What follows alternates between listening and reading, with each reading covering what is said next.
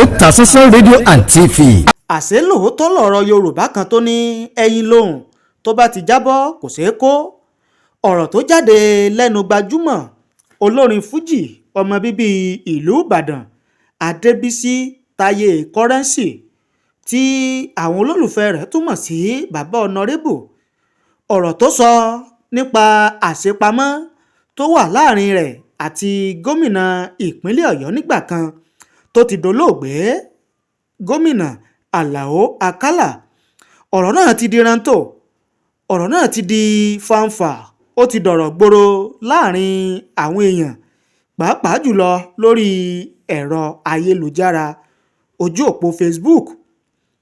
ọ̀rọ̀ tí Taye Currency sọ náà ni wípé owó tó tó mílíọ̀nù mọ́kàndínlọ́gọ́rùn-ún owó náírà, ìyẹn 99 million naira, ó ní olóògbé Àlàó Akala fún òun lásìkò tí ó wà lórí àga gómìnà ìpínlẹ̀ ọ̀yọ́ lọ́dún 2011.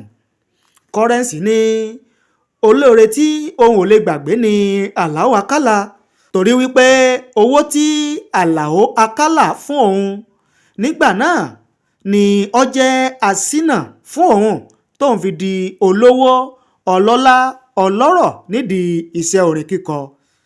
ní báyìí oríṣiríṣi àwọn èèyàn ló ti wá ń fi ọ̀rọ̀ tí adébísí Currency ọ̀rọ̀ tó sọ yìí ni wọ́n ti ń fà á mọ́ra wọn lọ́wọ́.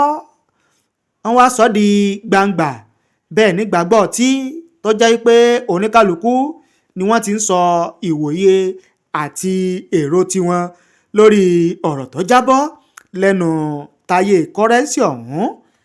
lára àwọn tí wọ́n ti ń sọ̀rọ̀ tí wọ́n ti ń fi ẹ̀hónú èrò tiwọn àti ìwòye tiwọn hàn, lára wọn láti rí Adékúnlé Peter. ó ní when he helped you, who have you also helped? Stingy people. ọ̀rọ̀ tí Adékúnlé Peter ọ̀rọ̀ tó sọ ní tiẹ̀ nìyẹn. bákan náà ni Yusuf Mutairu ó ní even though he gave you the money for campaign, but you need to manage the information because it is public money. ọ̀rọ̀ tí Yusuf sọ ní tiẹ̀ nìyẹn. Níyì Fẹ̀yìntọ́lá gbajúmọ̀ ó ní this headline is wrong and misleading.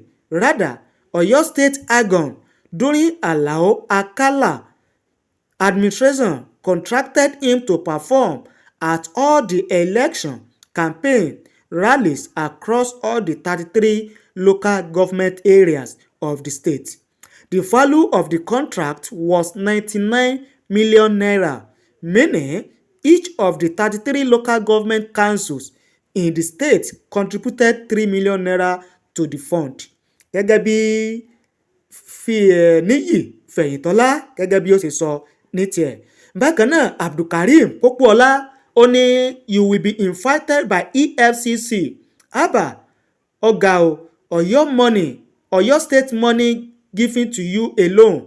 Can you see how poor masses prayer is working? gẹ́gẹ́ bí ọ̀rọ̀ tí Abdulkareem Pópóọlá sọ. bákan náà Ọláníyì Abíọ́lá ó ní you got him wrong please. A contract of 3 million naira per local government is 33 local governments. How much is it? ẹlòmíín ní 99 million naira for you alone, but Oyo State teachers are suffer for their salaries. Akala no, ọlọ́nu. ẹlòmíín ní Ayọ̀délé Adéríbigbé ó ní at the end of the day you betrayed him. I know you will. You betray Seyi Makinde after his year ending. Don't give us story. ẹlòmíín tún sọ̀rọ̀ o. Adéọlá Adébísí Àṣàbí ó ní kò sọ̀rọ̀ mọ́. Makinde has wiped away our tears, we teachers and pensioners. Okay. ẹlẹ́lẹ́yìn ní since then how many people have you changed their life in the name of fame? ẹnìkan ní more reason why he is late now, he is a betrayer of trust. ẹnìkan ní Àlàó Akala rest in peace but 99 million naira is too much. Too much for one person. Taye Currency, you too emulate Àlàó Akala, help others in this country. Àwọn èèyàn pọ̀ tí wọ́n sọ̀rọ̀ lára wọn láti rí Àlàdé Sàráfà.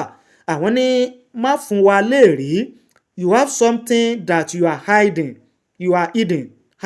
yes.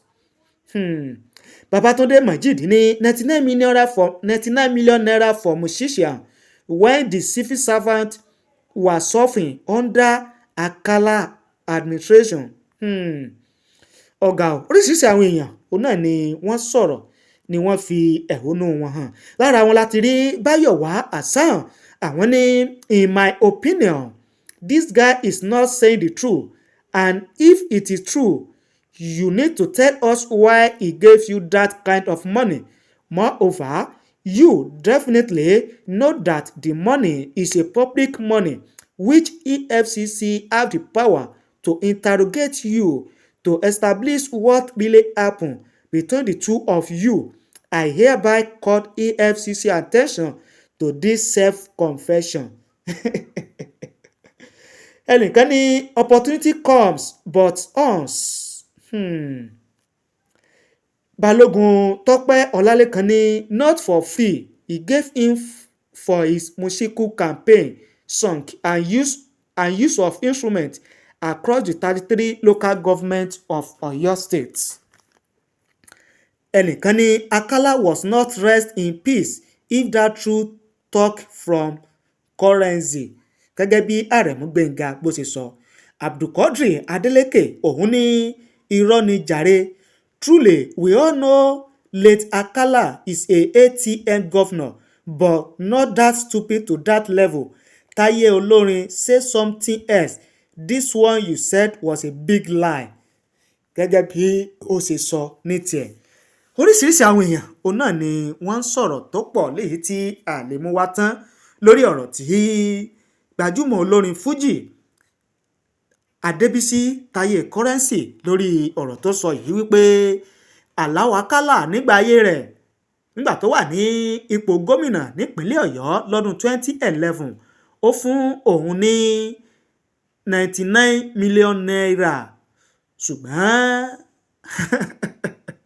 àwọn èèyàn ti wá ń sọ̀rọ̀ wípé ṣé lóòótọ́ ni ṣé rọ́ ni tó bá jẹ́ lóòótọ́ ni owó kíni 99 million naira ṣe àbí ẹ̀yin tẹ̀ ń wò wá tẹ̀ ń gbọ́ wa kí lè ro tiyín kí ni ìwòye tiyín lórí eléyìí tó bá kàn tiẹ̀ jẹ́ pé lótìtọ́ àti lódodo ni olóògbé Àlàó Akala fún Adébísí Currency ní 99 million naira ṣé ó yẹ kí Adébísí Currency kó máa sọ irú eléyìí jáde lásìkò yìí àti pé ṣé irú àsìkò yìí gan-an ló yẹ kó máa sọ bẹ́ẹ̀ tó bá jẹ́ pé lótìtọ́ àti lódodo nígbà tí ò sí ẹni tí wọ́n jọ pa nǹkan pọ̀ tí ò sí láyé mọ́ kí lè ro tiyín kí ni ìwòye tiyín lórí eléyìí tí Adébísí Currency Taye Currency léyìí tó sọ yìí ẹ fi ṣọwọ́ sí wa láàyè comment nísàlẹ̀ fídíò yìí ẹ ṣé o bẹ́ẹ̀ ṣe ń wò wá ẹ ṣé bẹ́ẹ̀ ṣe ń gbọ́ wa níkànnì wa